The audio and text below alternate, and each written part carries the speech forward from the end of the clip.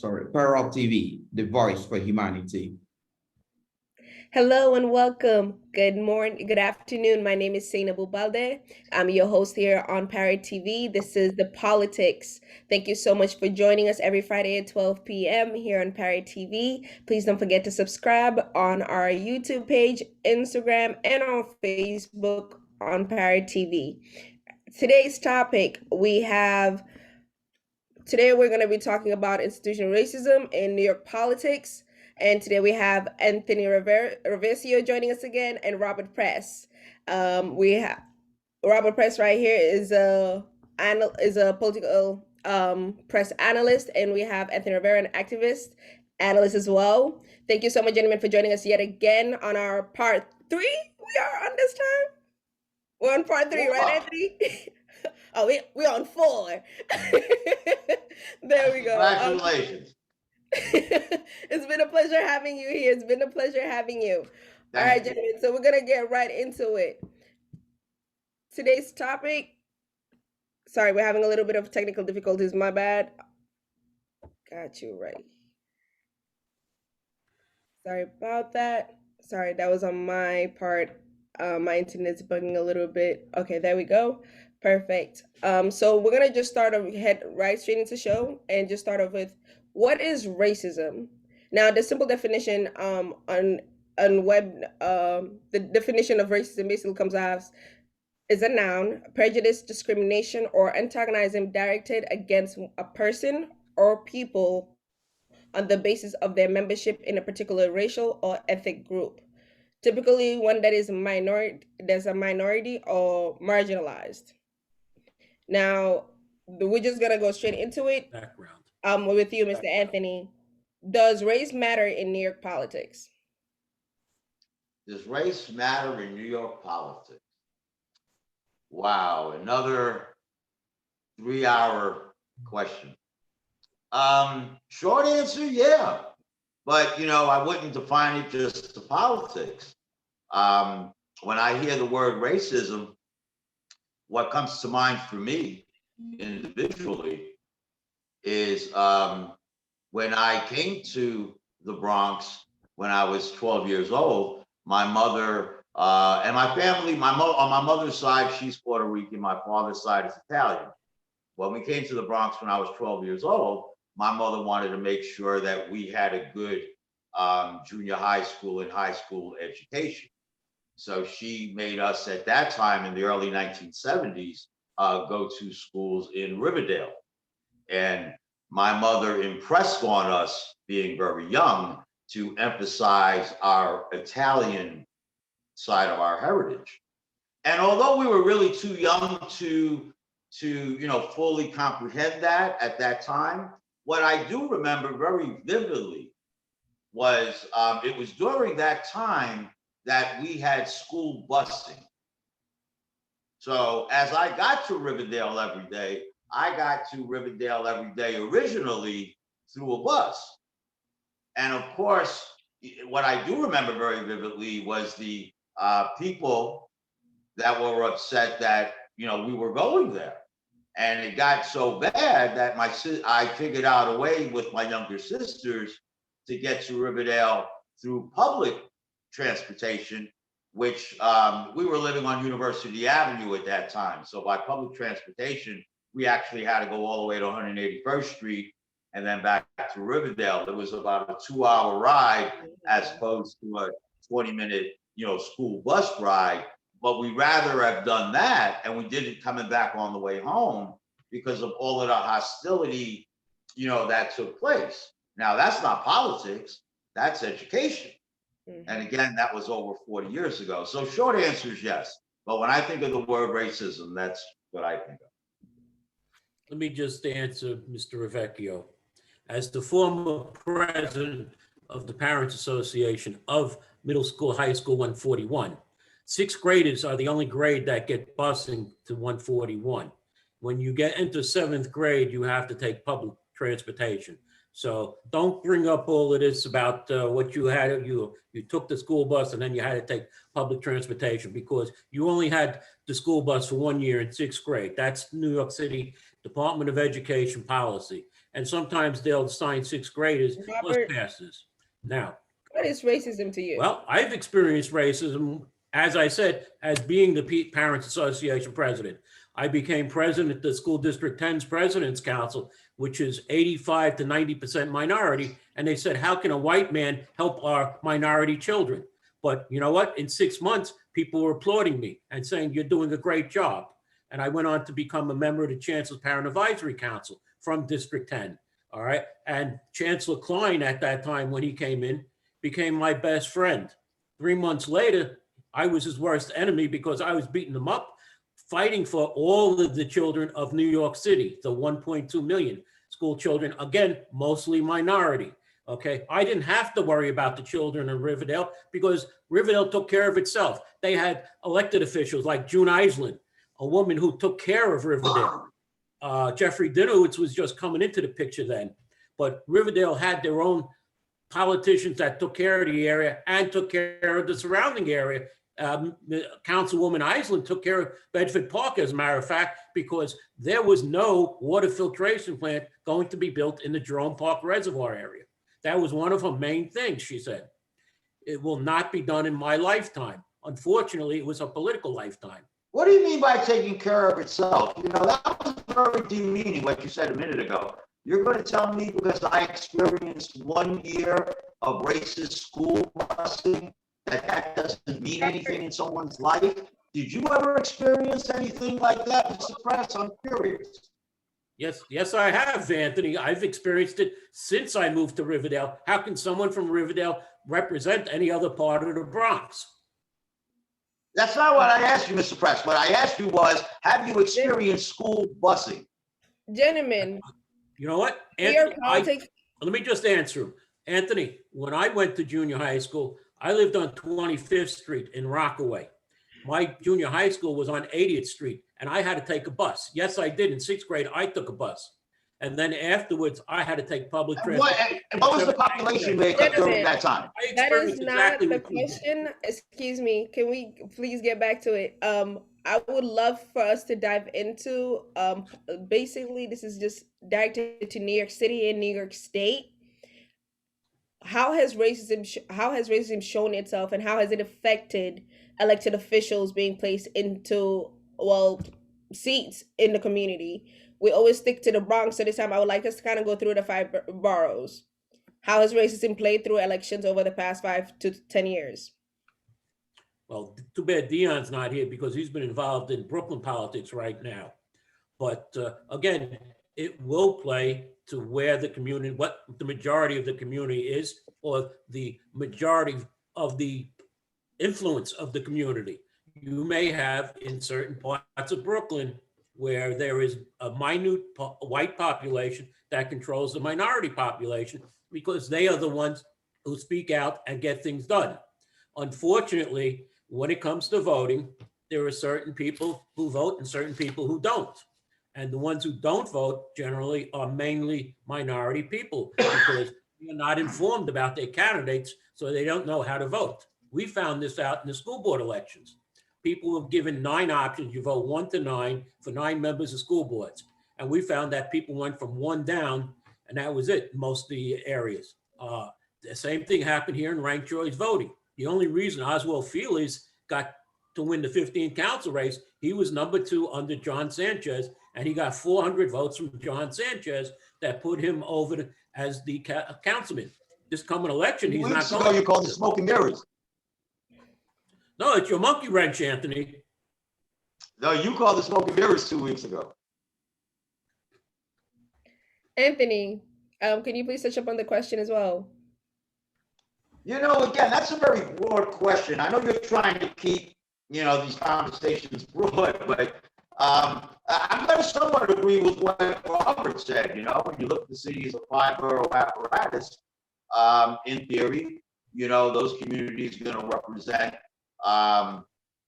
their interests, But of course, you can talk about racism even within those communities. Riverdale, for example, it's indicated in today's newspaper that I believe, and Robert, correct me if I'm wrong, I believe it's called the Ethical the Ethical Culture School of Riverdale, has been brought up again on racial charges, teaching what I guess the people in that community believe to be a bad racist curriculum. So let's say for a place like, for instance, Brooklyn, who would you say is in control of the race there? Like, which race is in control of the politics in an area like Brooklyn? Brooklyn is a very interesting dynamic. I don't want to mention the individual people, but I will tell you the area that I'm going to reference.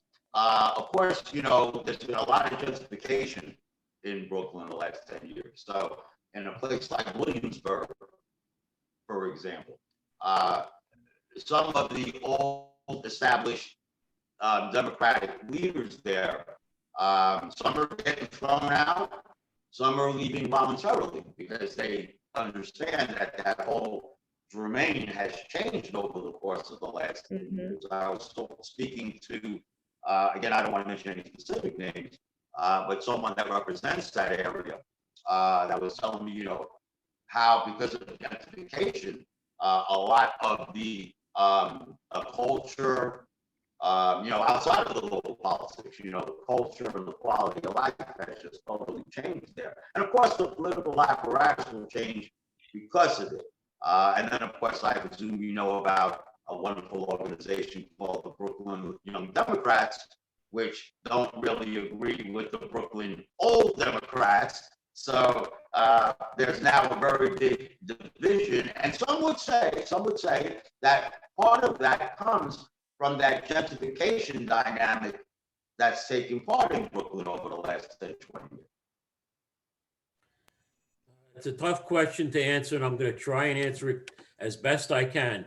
When you talk about Brooklyn, the Brooklyn County leader was indicted years ago, and I believe he went to jail.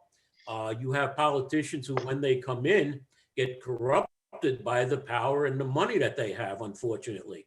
We've seen it in many different elected officials in different boroughs. In the Bronx, I was talking to Aisha Bravo when she was the executive director of the Bronx Democratic County Organization, and a former assemblyman comes in and starts asking her questions. We found out later that this assemblyman was wired and was trying to go after and get anybody in the Bronx Democratic Organization. Okay. And they were trying to get innocent people because that's what happened. There were no charges brought against anybody at that time in the Bronx Democratic County Organization. That was when Carl Hastie was the leader. There's no reason as to why Marcos Crespo left so quickly, but he's got a nice job at $400,000 with Montefiore Hospital. Okay, but then again, he endorsed Carinas Reyes, who was a nurse at Montefiore. So you look at the connections there. All right. Queens, well, I grew up in Rockaway. Okay. As I said, what happened was I experienced blockbusting. All right. Is anybody familiar with blockbusting here? No, we're not. Okay. Blockbusting is when you go into a complete white neighborhood and start selling houses to minorities, and then go to the white people and say, oh, look, a minority moved in down the street. You better sell your house now while you can get the price for it. And one by one, the white homeowners sell, and the area becomes completely minority, with the few exceptions of any white people who stayed. All right. And that then changes the demographics of the community.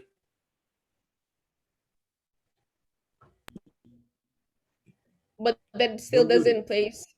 Okay, so you're saying in Brooklyn basically that it would be that of a white community, so the white people control the race. Now, moving from there, what would we say about somewhere like Queens?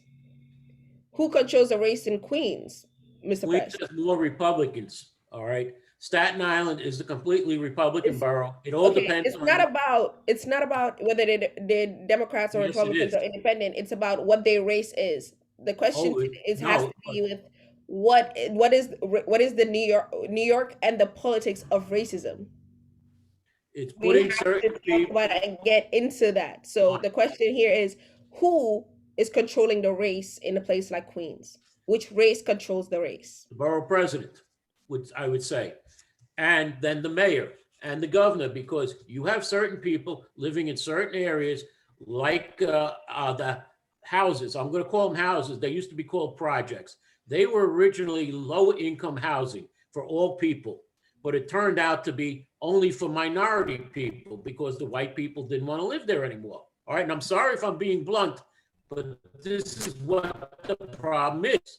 The houses got run down, and only poor minority people with Section 8 vouchers, most of them, are living in these houses. I'll call them houses because that's what they are. They're not projects, all right? And they are not maintained. It's now $50 million to maintain all of NYCHA, and that's the problem. You have certain people who were moved into NYCHA and certain areas, and that's what happened. And it comes from the top down, the governor, the mayor, the borough presidents.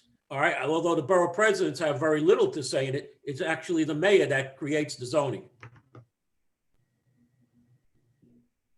Who's voting for this mayor? What's that? Would that be the minority that's voting for that mayor, or would that be the majority of that community? The mayor is the majority of the city. This mayor, unfortunately, if there was ranked choice voting back in 2013, you would have probably Christine Quinn as your mayor instead of Bill de Blasio. And he admits that.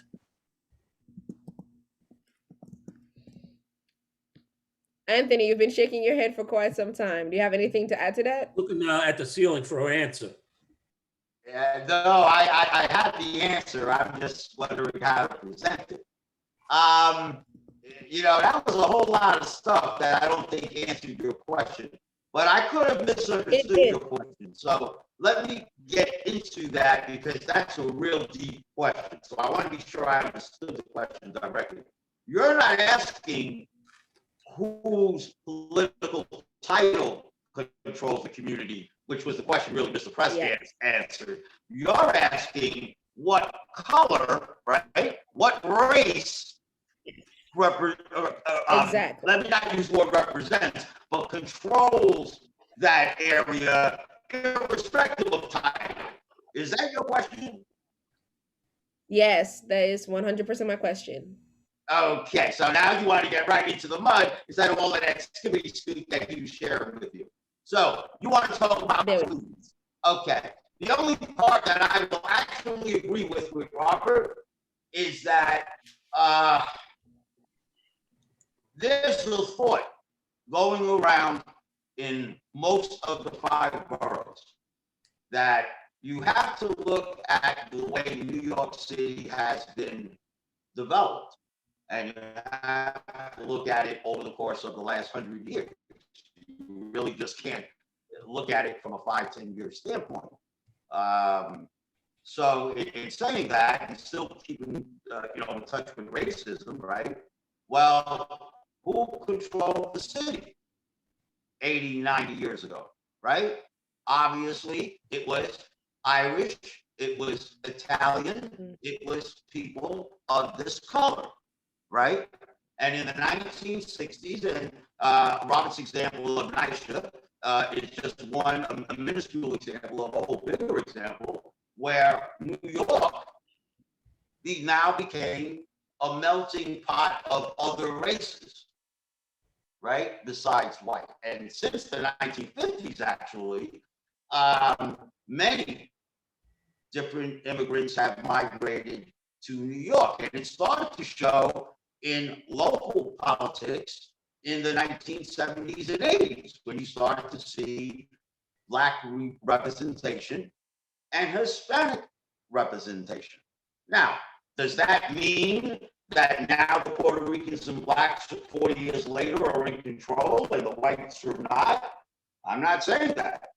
There's a thought going around in most of the boroughs that the white people, which New York City wide, not constituting Staten Island, probably only represents 10 to 15% of the populace, is still controlling the 70, 80% of the current electorate who is now Puerto Rican and Black, and have those titles that Mr. Press referred to. There's a very big thought in 4 to 5 boroughs that is currently happening. Thank you. So we understand clearly that in each borough, the dynamic is very different. Hence why we started with places like Brooklyn to kind of just figure out, because the dynamics, for example, in the Bronx, is predominantly Hispanic. Now, would you say that they're in charge there, Mr. Press? I'll let Mr. Rivieccio go first. No, I would actually prefer you go first on you- this one. We should be mixing it up where I go first, one question, he goes first, the next question. He answered the first question. I would prefer if you answered this one first, please. What was you want me to answer again? Yes. All right, what was the In question? an example like the Bronx, which is predominantly what we talk about here, would you say the Hispanics are in charge of the political race? And if they are, if so, how long do you predict that they would be in charge for? Anthony already answered the question and gave you a full dynamic of all 5 boroughs. So I want to specifically base this one on the Bronx. You want to know about the Bronx? Well, it goes by the county leader. And it seems that there is one person who's always in the Bronx political organization, no matter who the county leader is. And I'm sure Anthony knows who I'm talking about. It seems that if the county leader is thinking of getting rid of this person, that person gets rid of the county leader. Okay. I'm not going to mention his name. Most people know who I'm talking about if they're in politics. I will mention, though, that I was affiliated with a Hispanic city councilman in the Northwest Bronx. And that's when I was the Parrot leader. And I said to him, why don't you educate the people? His answer was, we don't want to educate the people, then they won't vote for us. That's the problem you have with some of these leaders. They don't want to educate their people because then the people won't vote for them. They want to keep the people dependent on them, on welfare, on food stamps, and anything. For instance, they want them to get their COVID-19 shots because they say so, whether it works or not, as we saw with the Johnson & Johnson vaccine that was withdrawn. We don't know how it affects different people. We've seen different medicines affect different people different ways, okay? The vaccines were not tested, and right now, everybody who's getting that shot is a guinea pig.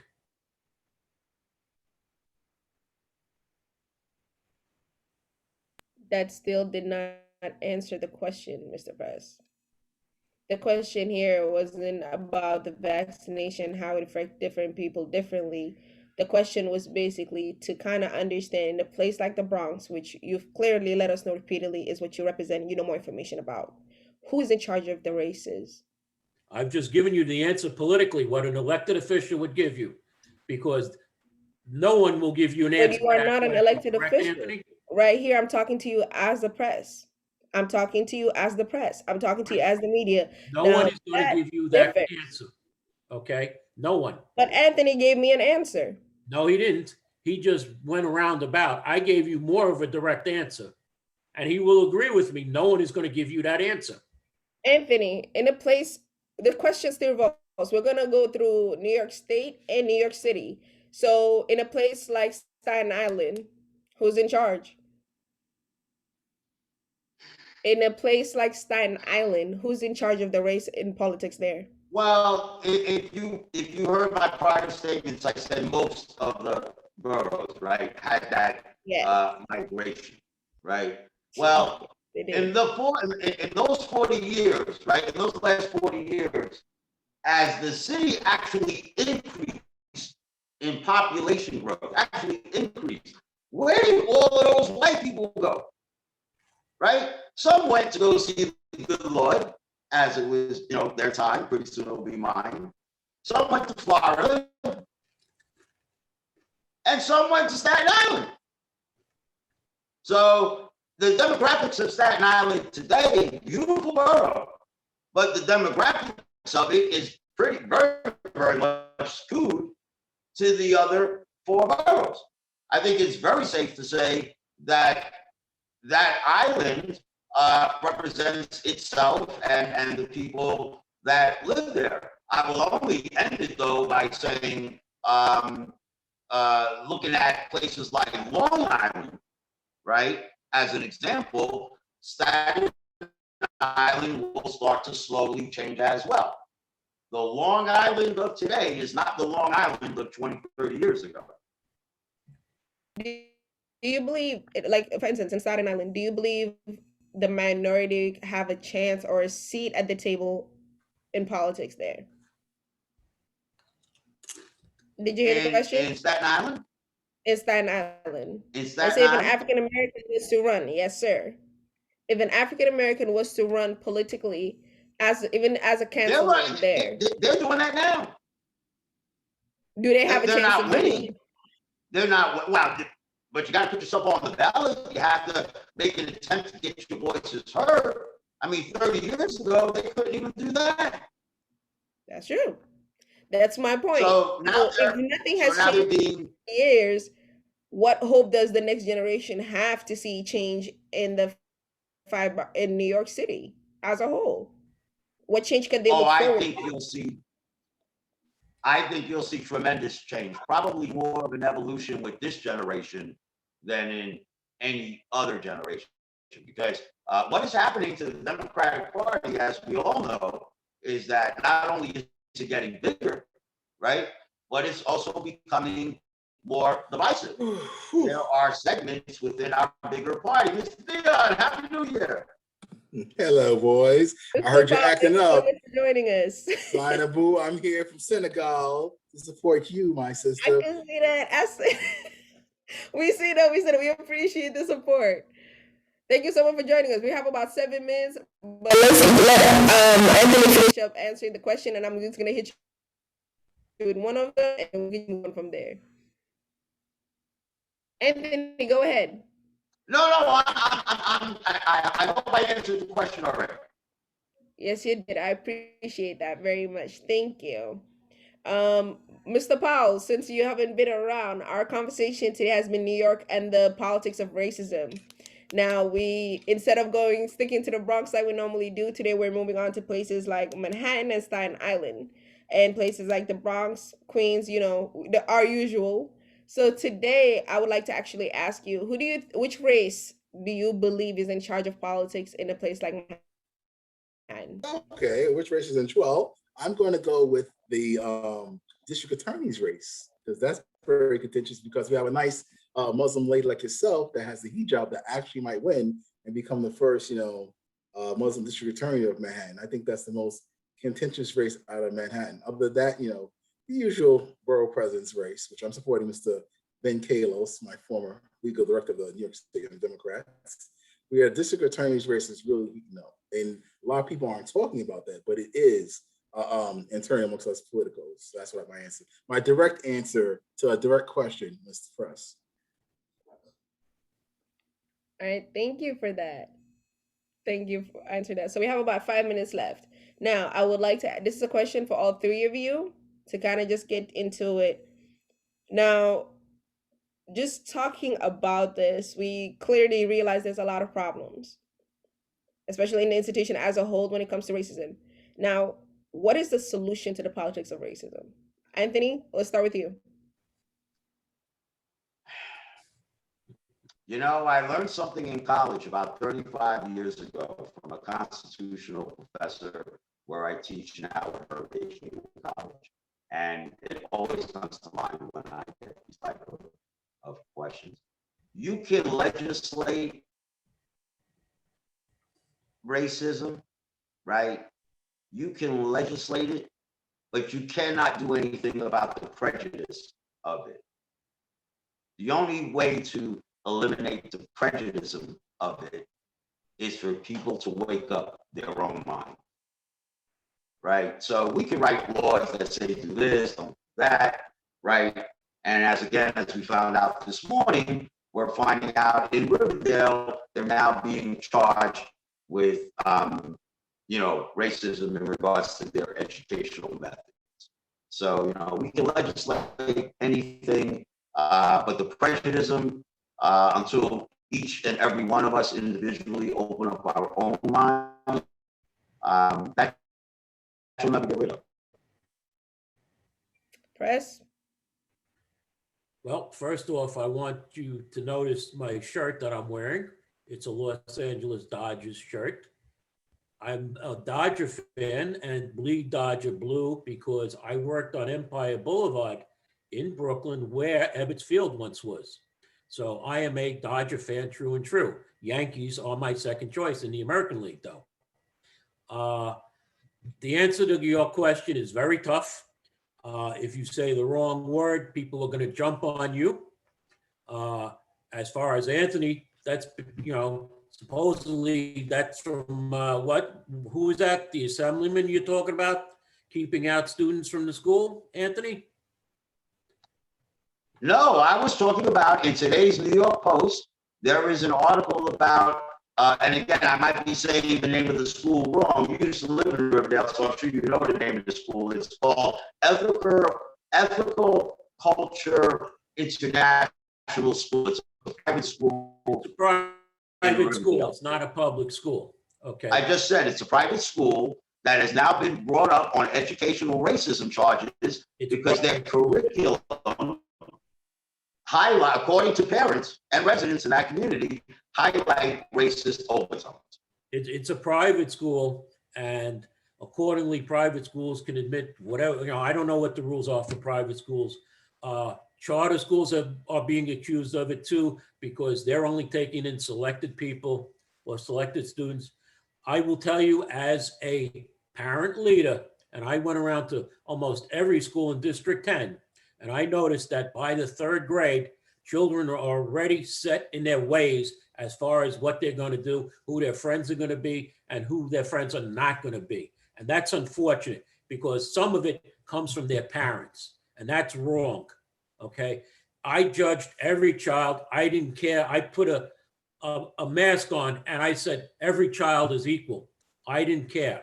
All right. And I fought for every child equally. And that's why the parents of District 10 held me into such high standards and said that one time when there was a school board opening, they said, no, I didn't want it. I want Mr. Press to be on the school board. We have about a minute left. I need a solution to the problem. All right, Dion, give the solution. Well, here's a direct answer for a direct question. Martin Luther King said something in his speech that's very key. You cannot legislate morality. So for me, the solution is we have to go back to the Archie Bunker methodology and use satire and comedy to release that valve of racism. Because right now people are trying to censor and hold on to that valve, and it's making us come out in an unproductive way, but a constructive way would be to comedy. So, like they used to call me George Jefferson, I'm not scared to use the H word for honky. Good day. Yo, that's a good idea, Dion. That's a good idea. That's my middle name. Dion, that's a good idea. Or Dion, that's a good question. Thank you. I appreciate you all so much. Thank you so much for joining us. Dion, it was lovely to have you, even if it was for a brief couple of minutes. Thank you so much for taking the time out of your day. Robert Press, Anthony Rivieccio, Mr. Dion Powell, it's been a pleasure. Thank you so much. Thank you all for watching and joining us every Friday at 12 p.m. On the Parrot TV. This and is we'll be doing this My weekly, correct? Baldeh.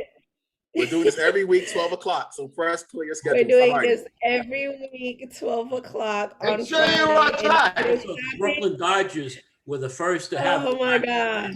Jackie And Robinson. today's topic was New York and the politics of racism. Thank you all so much for joining us. We appreciate you. Everybody have a wonderful weekend. Have a good weekend.